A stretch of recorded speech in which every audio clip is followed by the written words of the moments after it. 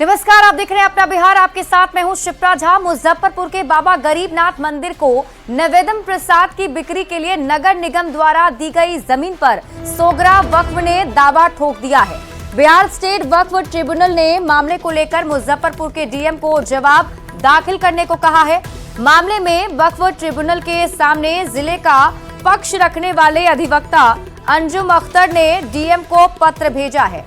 इसमें जवाब देने के लिए मंजर हसन बनाम बिहार राज्य और अन्य के मामले की सुनवाई 28 जनवरी को बिहार वक्फ न्यायाधिकरण पटना में होगी। दरअसल 2022 में तत्कालीन नगर आयुक्त विवेक रंजन मित्रे द्वारा ये जमीन गरीबनाथ मंदिर न्यास समिति को नवेदम प्रसाद का वितरण करने के उद्देश्य से तत्कालिक उपयोग हेतु दिया गया था। इस पर वक्फ बोर्ड ने अपनी संपत्ति का मंदिर ट्रस्ट के उपयोग करने के दिए गए आदेश पर आपत्ति दर्ज करते हुए मामले को बिहार वक्फ ट्रिब्यूनल पटना में दर्ज किया है। इसकी सुनवाई 13 दिसंबर 2024 को की गई। अब अगली निर्धारित तिथि 28 जनवरी को एसडीओ पूर्वी नगर निगम एवं मुशहरी अंचल से समन्वय बनाकर विधिक पक्ष अंचलाधिकारी मुशहरी के माध्यम से प्रस्तुत करेंगे। अंचलाधिकारी मुशहरी को ये कहा गया है कि संबंधित कागजात लेकर जवाब दाखिल करें। नया मामला नहीं है। पहले ही 2022 में नगर आयुक्त तत्कालीन जो थे उनके द्वारा उस ज़मीन को, जो कहा जा रहा है कि वक्फ बोर्ड का ज़मीन है, तो वो अस्थायी रूप से, जैसे श्रावणी मेला में भीड़ बढ़ रहा था उस समय प्रयोग करने के लिए वो दिया गया था।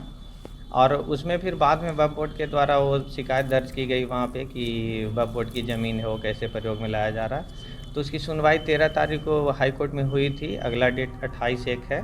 उसमें अंचल अधिकारी मुशहरी को निर्देश दे दिया गया है कि संबंधित डॉक्यूमेंट के साथ अपना शपथ पत्र वहाँ पे दायर करेंगे। क्योंकि छाता बाजार में हमारे पूर्वज पिछले 200 वर्ष से रह रहे हैं। जहाँ अभी खड़े होकर आप लोग हमारा इंटरव्यू ले रहे हैं, इस दुकान का जो कागज़ है वो भी 200 साल पुराना है। उसी ज़माने से वो ज़मीन भी है। हमारे पूर्वज कहते थे कि उसमें इमामबाड़ा था, हम लोग जाके उसमें जो है धार्मिक रूप से सारे काम को करते थे। वक्त बदला, सड़क की ऊंचाई बढ़ी, बहुत सारे चीज़ ज़मींदोज हो गए और ज़मींदोज होने के कारण जो उसका आकार था वो छुपा हुआ है। यहाँ पे जितने भी हिंदू भाई या मुस्लिम भाई हैं, आपस में मिल के इस विषय पर कितनी बार चर्चा हुई कि इसका कोई परमानेंट निष्पादन निकाला जाए, परंतु अभी तक नहीं निकला है। मामला कोर्ट में भी लंबित है और इस पर जो है दोनों पक्ष अपनी तरफ से लगे हुए हैं कि न्यायपूर्ण फैसला हो और जो फैसला हो सबको स्वीकार हो। उत्तर बिहार के देवघर कहे जाने वाले बाबा गरीबनाथ मंदिर में अब एक जमीन को लेकर विवाद शुरू हो गया है। दरअसल मंदिर को नगर निगम के द्वारा दिए गए एक जमीन जिसमें नैवेद्यम प्रसाद वितरण करना था, उसको लेकर अब सोगरा वक्फ बोर्ड ने आपत्ति जताई है। उसमें दावा ठोक दिया है कि यह जमीन जो है वह वक्फ की है। हमारे पीछे जो आप जमीन देखेंगे ये वही जमीन है, 270 स्क्वायर फीट जो जमीन है, जिसे नगर निगम द्वारा 2022 में तत्कालीन नगर आयुक्त विवेक रंजन मैत्रे द्वारा मंदिर प्रबंधन को दिया गया था, जिसमें बताया गया था कि इस जगह पर नैवेद्यम प्रसाद वितरण काउंटर लगाया जाएगा। लेकिन इसको लेकर अब जो है वह विवाद शुरू हो गया है। इस मामले में बिहार स्टेट वक्फ ट्रिब्यूनल ने मामले को लेकर मुजफ्फरपुर के जिलाधिकारी को जवाब दाखिल करने को कहा है।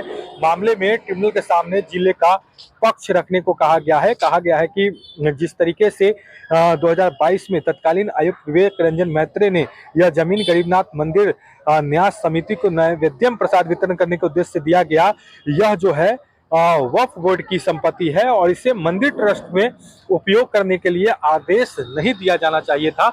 और इसको लेकर अब जो है अगली सुनवाई 28 जनवरी को होगी। वक्फ बोर्ड का जो ट्रिब्यूनल है न्यायाधिकरण पटना में जो है, उसमें अब इसको लेकर अगली सुनवाई होगी।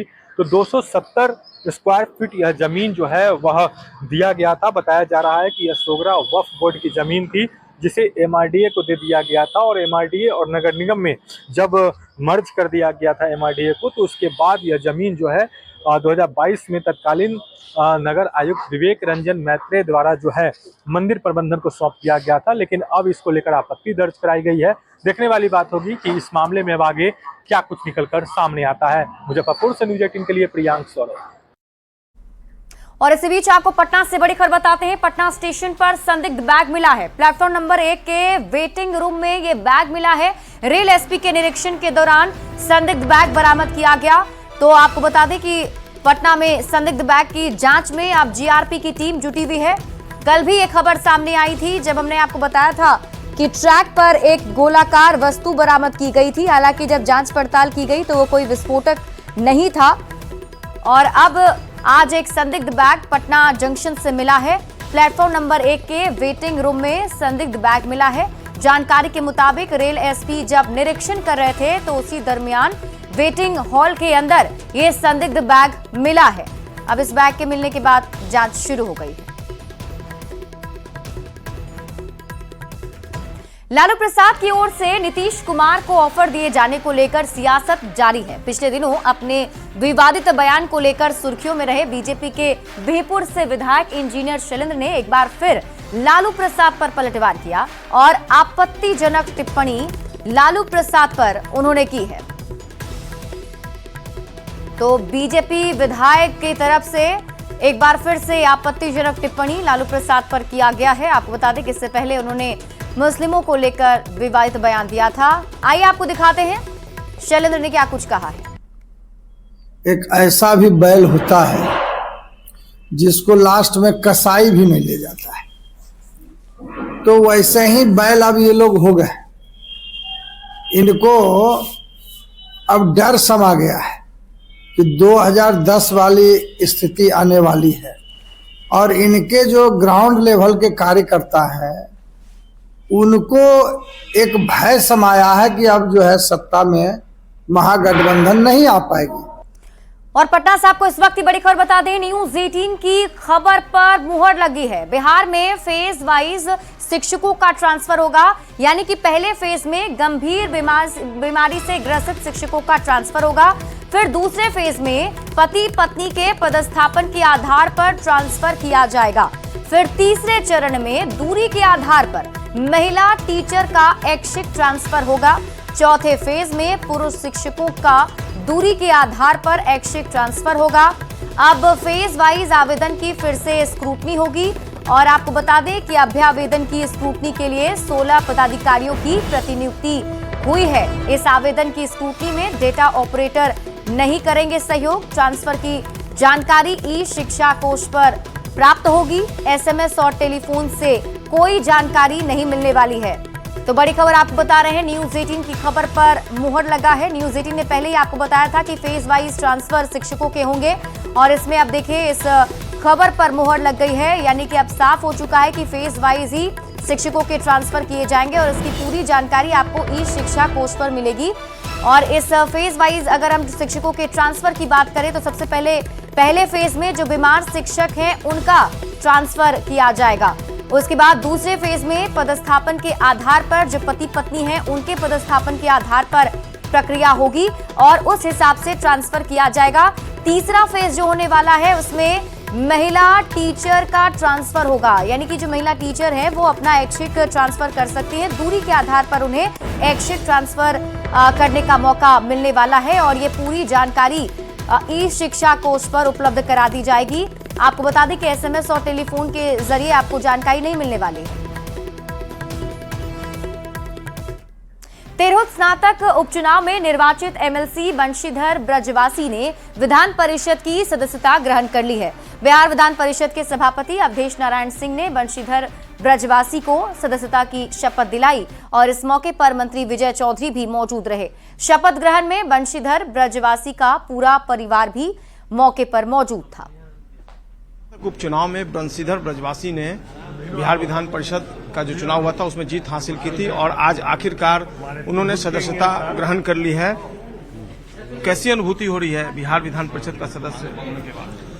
अनुभूति एक जिम्मेवारी की अनुभूति है, क्योंकि हम संघर्ष के रास्ते यहाँ तक पहुंचे हैं और संघर्ष के लिए यह संघर्ष था। आगे हमारा सफर संघर्ष का है। शिक्षकों की जो उम्मीद है जो शिक्षित बेरोजगार हैं, वित्त रहित गुरुजन हैं, जितने संविदाकर्मी हैं, अधिवक्ता हैं, पत्रकार हैं, जो भी समाज के किसी भी क्षेत्र के में काम करने वाले हमारे जो भी साथी हैं जिनका शोषण हो रहा है, उनके शोषण के खिलाफ हमारी आवाज़ हमेशा रही है। हम उसी आवाज़ को बुलंद करने के लिए यहाँ आए हैं। बहुत अच्छा लग रहा है, खुशी हो रही है। संघर्ष का एक वो भी दौर था जब आपके पति जो थे वो नौकरी से बर्खास्त कर दिए गए थे और आज बिहार विधान परिषद के सदस्य बने। जी, तो शुरू से ही संघर्ष करते आए हैं। ये संघर्ष का ही देन है। आगे किस तरह साथ देंगे? अभी तक तो आपने साथ दिया। बिल्कुल इसी तरह, जिस तरह से पहले से साथ दे रही थी, उसी तरह आज भी साथ दूंगी। अच्छा, मन में कभी ये मलाल आया जब वो टर्मिनेट कर दिए गए थे कि क्यों इस तरह का उन्होंने आंदोलन किया? क्योंकि बच्चे हैं, आपकी जिम्मेवारी थी उनके पास।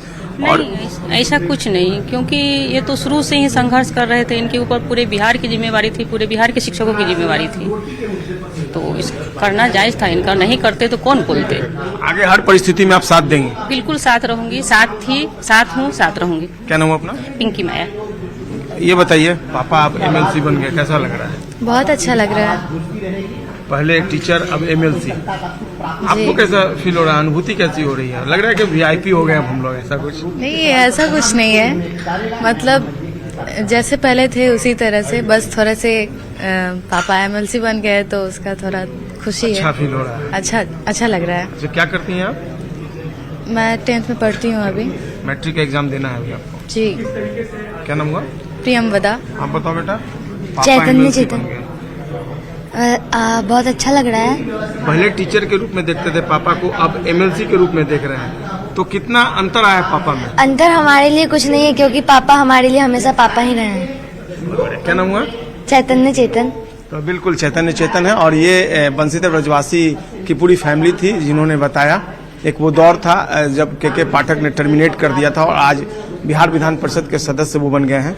निश्चित तौर पर उनके लिए एक बड़ी सौगात है, लेकिन उन्होंने कहा कि एक बड़ी जिम्मेवारी का भी उन्हें एहसास है और आने वाले दिनों में जो दायित्व मिला है उसका वो निर्वहन करेंगे। कैमरा पर्सन अजय दुबे के साथ संजय कुमार, न्यूज 18 पटना। और बड़ी खबर आपको किशनगंज से बताते हैं, जहां राजधानी एक्सप्रेस की एक बोगी से धुआं निकलने लगा। B6 बोगी से धुआं निकलने के बाद स्टेशन पर अफरा तफरी मच गई। दिल्ली से डिब्रूगढ़ जा रही गाड़ी 45 मिनट तक किशनगंज स्टेशन पर खड़ी रही। ट्रेन की ब्रेक में दिक्कत की वजह से धुआं निकल रहा था। कुछ देर में इसे ठीक कर लिया गया, जिसके बाद ट्रेन को आगे रवाना किया गया।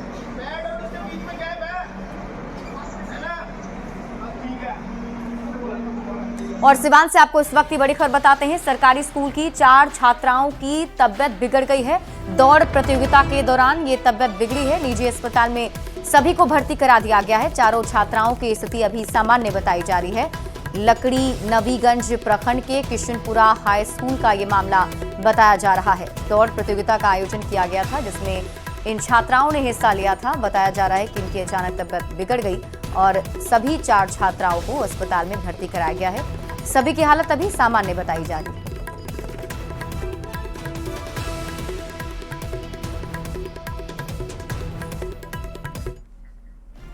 सीएम नीतीश कुमार अपनी प्रगति यात्रा के दूसरे चरण की शुरुआत कल यानी कि 4 जनवरी को गोपालगंज से करने जा रहे हैं। प्रगति यात्रा के दौरान नीतीश कुमार 61 योजनाओं का उद्घाटन और 11 योजनाओं का शिलान्यास करेंगे। इसमें ITI कॉलेज बैकुंठपुर का भी उद्घाटन होना है। सीएम के कार्यक्रम को लेकर जिला प्रशासन ने तैयारी तेज कर दी है। कुमार प्रगति यात्रा के दूसरे चरण की शुरुआत कल यानी कि 4 जनवरी से करने वाले हैं। 4 जनवरी को मुख्यमंत्री नीतीश कुमार गोपालगंज आएंगे और यहां पर करस घाट में कई योजनाओं की उद्घाटन और शिलान्यास करेंगे।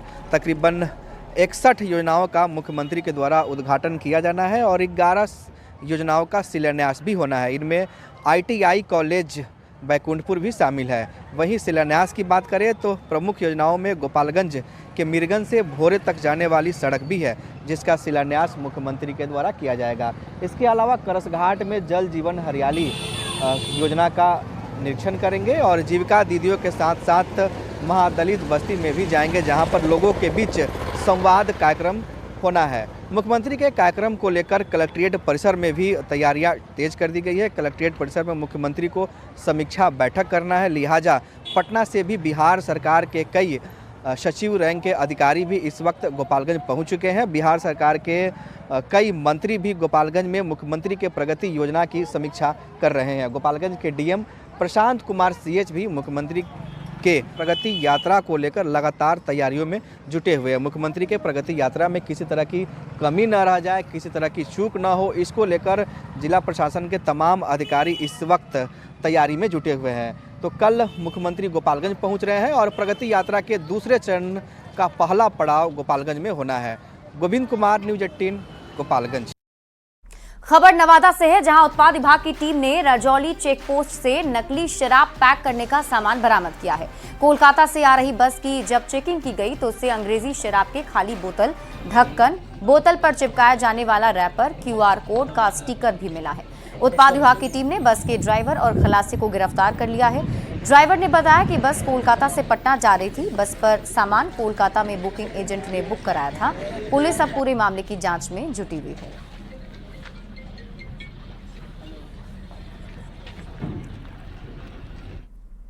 पूर्व रेल मंत्री ललित नारायण मिश्रा की आज 50वीं पुण्यतिथि है और इस मौके पर समस्तीपुर रेलवे स्टेशन पर उन्हें श्रद्धांजलि भी दी गई और उनके अधूरे सपने को पूरा करने की मांग की गई है। साथ ही लोगों ने ललित नारायण मिश्रा को भारत रत्न देने की मांग भी की। और ज्यादा जानकारी दे रहे न्यूज़ 18 संवाददाता मुकेश कुमार।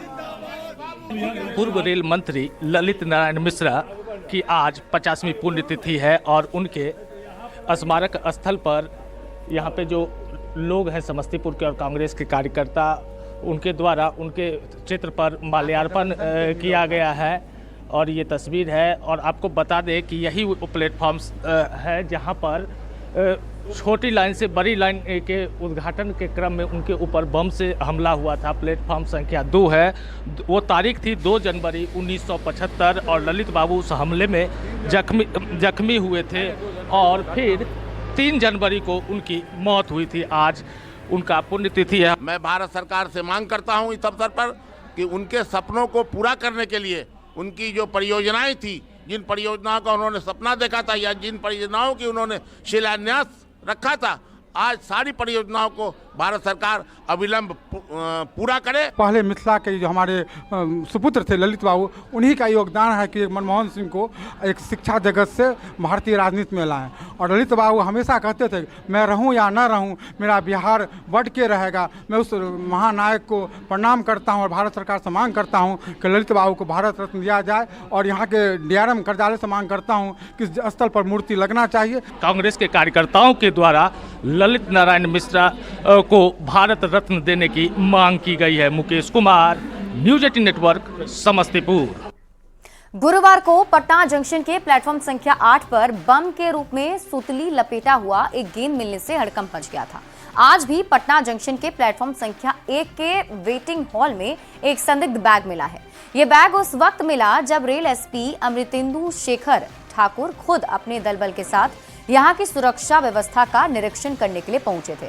बम स्क्वाड की टीम एक कर सभी यात्रियों के सामानों की जांच अभी कर ही रही थी कि तभी प्रतीक्षालय में एक संदिग्ध बैग मिला, जिससे GRP पटना के द्वारा अपने हिरासत में लेकर छानबीन शुरू कर दी गई है। इस दौरान न्यूज़ 18 से एक्सक्लूसिव बातचीत के दौरान रेल SP ने पटना जंक्शन की सुरक्षा व्यवस्था के पुख्ता होने का दावा किया। वहीं उन्होंने यात्रियों से भी किसी भी संदिग्ध वस्तु या व्यक्ति की सूचना तत्काल रेल पुलिस को देने की अपील की। गुरुवार की शाम जो है प्लेटफॉर्म संख्या 8 पे एक संदिग्ध बॉल मिलने के कारण जो है वो स्टेशन पे हड़कंप मच गया था और आज रेल SP जो है अमृतेंदु शेखर ठाकुर जो है वो निरीक्षण करने आए हैं पटना जंक्शन का। सर, आप निरीक्षण करने आए हैं, किस तरह से? अभी कल एक जो इंजन के सामने में मिला था गेंद जैसा, तो उसका हम लोगों ने बॉम्ब स्क्वाड से चेक कराया तो वो जस्ट बॉल जैसा निकला। तो न्यू ईयर को लेके और अन्य जो अभी भीड़ चल रही है और जितनी भी उसको लेकर हम लोग विशेष चेकिंग अभियान चला रहे हैं। बॉम्ब स्क्वाड से, डॉग स्क्वाड से चेकिंग की जा रही है और जितना भी रेलवे का प्लेटफॉर्म है, जो स्टेशन है, सर्कुलेटिंग एरिया है, जो स्टैंड है, सभी जगह बाथरूम, टॉयलेट, सभी को हम लोग चेक कर रहे हैं और सघन चेकिंग अभियान चलाया जा रहा है। उसी के तहत जो है ये जांच अभियान जो है वो पटना स्टेशन पे चलाया जा रहा है। यात्रियों से भी अपील किया है इन्होंने कि आप इस जांच में सहयोग करें और कहीं संदिग्ध वस्तु या व्यक्ति दिखता है तो इसकी सूचना तत्काल पटना रेल पुलिस की जो हेल्पलाइन नंबर है, जो WhatsApp नंबर है, उस पर जरूर दें ताकि किसी भी अनहोनी से रोका जा सके और संदिग्ध व्यक्ति या जो कानून को उनके साथ खेलने वाले लोग जो हैं उनके सलाखों के पीछे पहुंचाया जा सके। अमित कुमार, न्यूज 18 पटना। और इस बीच आपको नालंदा से बड़ी खबर बताते हैं। स्कूल में करंट लगने से एक छात्र की मौत हो गई है और नाराज ग्रामीणों स्कूल में जमकर हंगामा किया है। लोगों ने स्कूल में तोड़फोड़ की कोशिश भी की। पुलिस ने आक्रोशित लोगों को शांत करा दिया। थरथरी के अस्ताब मिडिल स्कूल की घटना बताई जा रही है। तो बड़ी खबर आपको नालंदा से बता रहे हैं, जहां एक छात्र की करंट लगने से स्कूल में मौत हो गई, जिसके बाद परिजन काफी ज्यादा आक्रोशित हो गए। स्कूल पहुंचकर उन्होंने हंगामा किया। स्कूल में तोड़फोड़ की भी उन्होंने कोशिश की। हालांकि पुलिस मौके पर पहुंची और समझा बुझाकर मामला शांत कराया।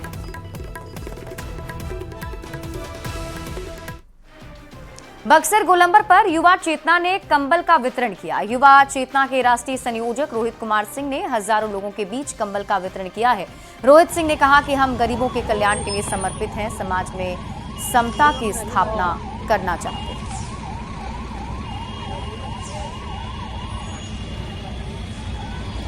युवा चेतना के द्वारा देश भर में कंबल वितरण का अभियान चलाया जा रहा है। उसी क्रम में आज हम लोगों ने बक्सर गोलंबर पर भी सैकड़ों हजारों लोगों के बीच कंबल का वितरण किया है। युवा चेतना का प्रयास है गरीब, वंचित, पिछड़ा, दलित, आर्थिक आधार पर जो कमजोर है उसको समाज के मुख्यधारा में लाने का। और फिलहाल इस बुलेटिन में अभी के लिए बस इतना ही। आप देखते रहिए न्यूज़ 18 बिहार झारखंड।